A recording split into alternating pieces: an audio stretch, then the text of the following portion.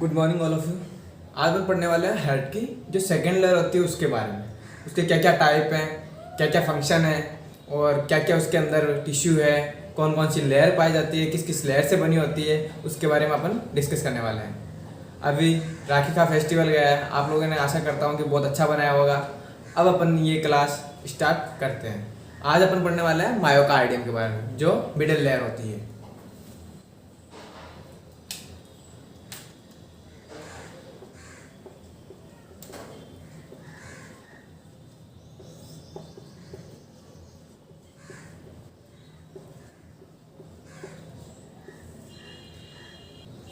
जो myocardium layer है वो थिकेस्ट लेयर होती है, सबसे ज़्यादा थिकेस्ट लेयर होती है हेड के अंदर। थिकेस्ट मतलब मोटी लेयर। जो थिकेस्ट लेयर होती है ये किससे बनी होती है? ये मस्कुलर लेयर होती है।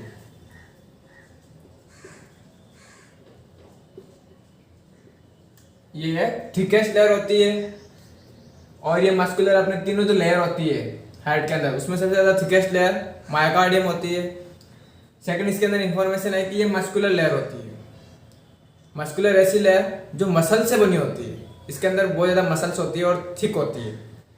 थिकेस्ट तो है ही, और मस्कुलर ऑर्गन तो ये थिक और मस्कुलर लेयर से बनी होती है। इसके बारे में अगली इंफॉर्मेशन क्या आती है कि ये कॉन्ट्रैक्टिंग मसल होती है। कॉन्ट्रैक्टिंग बोले तो कॉन्ट्रैक्ट करती है। जब ह्यूमन हेड ब्लड को पंप करने के लिए जो अनेबलिंग करता है वो किसके थ्रू करता है? मायोकार्डियम के थ्रू। ये मायोकार्डियम क्या होती है? ये कॉन्ट्रैक्टिंग मसल्स होती है, कॉन्ट्रैक्टिंग लेयर होती है। जो कॉन्ट्रैक्टिंग लेयर होती है वो क्या करती है? अनेबल करती है, अनेबलिंग कराती है किसके लिए? किसको? हेड को। क्या करने के लिए? पंप करने के लिए। और किस चीज को पंप करने के लिए? ब्लड को पंप करने के लिए। और कहाँ भेजने के लिए? Whole body.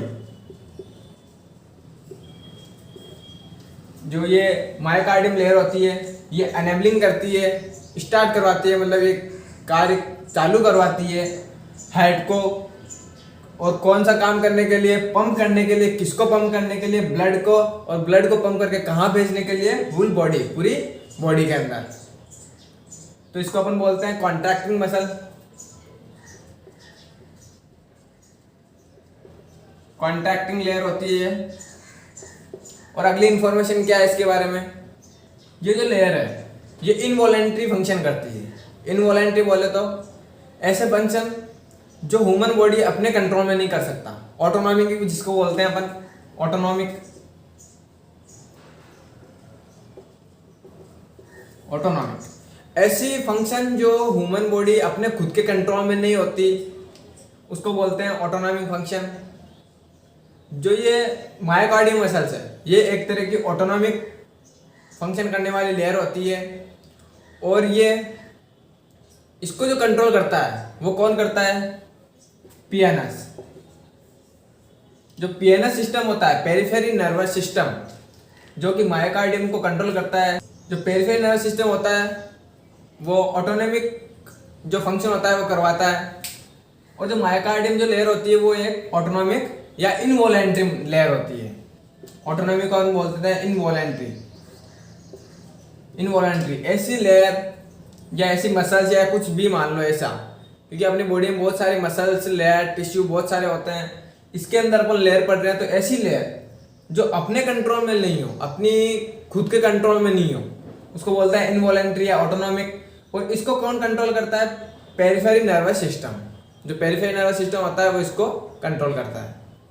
अगली इंफॉर्मेशन क्या आती है? अगली इंफॉर्मेशन है कि जो मायोकार्डियम लेयर होती है उसके अंदर अपन क्या, इसके अंदर क्या पाया जाता है कि एक तरह की फाइबर्स, जो कंडक्टिव सेल्स पाई जाती है। जो कंडक्टिव सेल्स होती है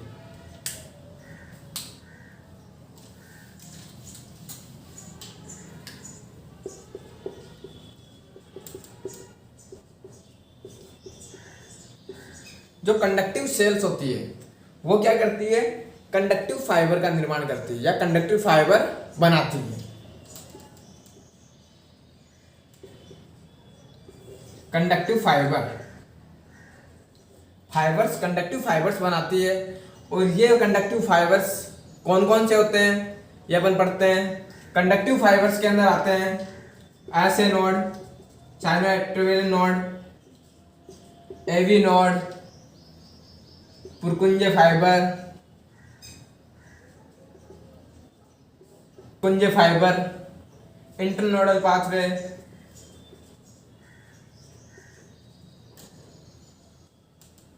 internodal pathway, bundle of his,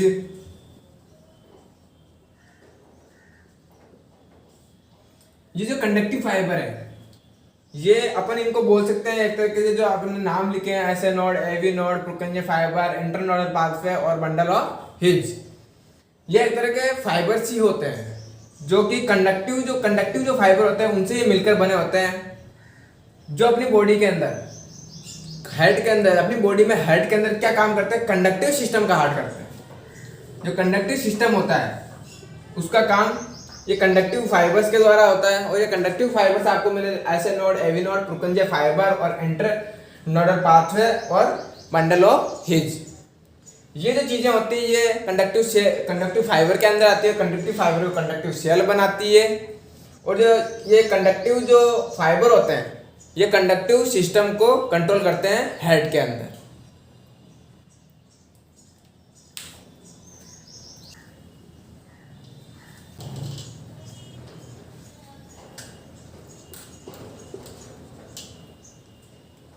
और जो कंडक्टिव सेल होती है जो कंडक्टिव फाइबर में आती है, जो conductive fiber SA node, AV node, Purkinje fiber, internodal pathway और बंडल ऑफ हिज, ये जो होते हैं ये क्या करते हैं, कंडक्टिव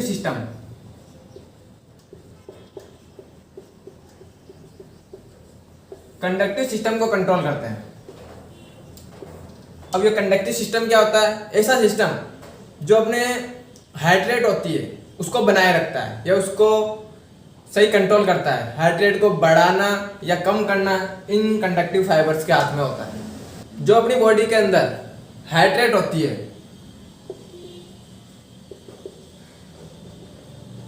हार्ट रेट को कंट्रोलिंग करने,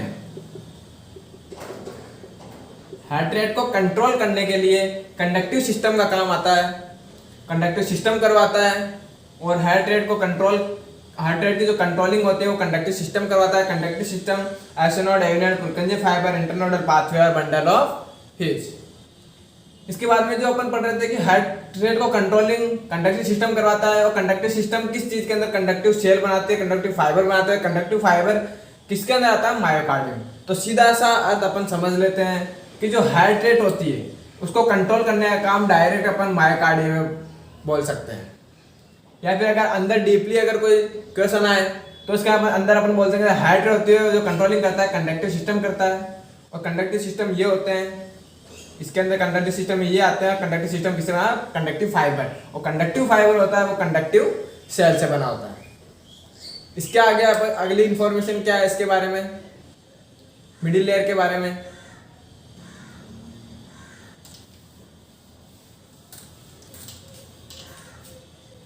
जो मायोकार्डियम होती है मिडल लेयर, उसमें एक सेल पाई जाती है मायोकार्डियोसाइट या कार्डियोमायोसाइट्स। जो कार्डियोमायोसाइट सेल्स है उसका काम क्या है, उसका काम है कि जो अपने हार्ट के अंदर जो मायोकार्डियम में जो हार्ट के अंदर जितनी भी मसल्स होती है उनका निर्माण करना। जो मायोकार्डियम के अंदर जो सेल पाई जाती है कार्डियोमायोसाइट्स या मायोकार्डियोसाइट, जो हार्ट के अंदर जितनी भी सेल्स होती है उनका निर्माण करना होता है। और अपन एक तरीके का टर्म भी ले सकते हैं कि कार्डियोमायोसाइट्स का मीनिंग क्या होता है। कार्डियोमायोसाइट्स का मीनिंग होता है कि जो हार्ट के अंदर जितनी भी मसल्स पाई जाती है, हार्ट के अंदर जितनी भी मसल्स पाई जाती है उनका निर्माण कार्डियोमायोसाइट या मायोकार्डियोसाइट के द्वारा किया जाता है। तो मायोकार्डियोसाइट, मायोकार्डियोसाइट या कार्डियोमायोसाइट, इसका काम क्या होता है, फंक्शन क्या है इसका काम क्या होता है। इसका काम होता है जो हार्ट की जो मसल्स है, हार्ट की मसल्स है उनका निर्माण करना। हार्ट की मसल्स है वो ये बनाता है मायोकार्डियोसाइट्स। तो आज के लिए अपन ने सेकंड मिडिल लेयर पढ़ ली थी। जो अगली थर्ड लेयर है जिसको बोलते हैं अपन आउटर मोस्ट लेयर, उसके बारे में अपन डिस्कस करेंगे अगली क्लास में। आज के लिए इतना ही। Thank you so much.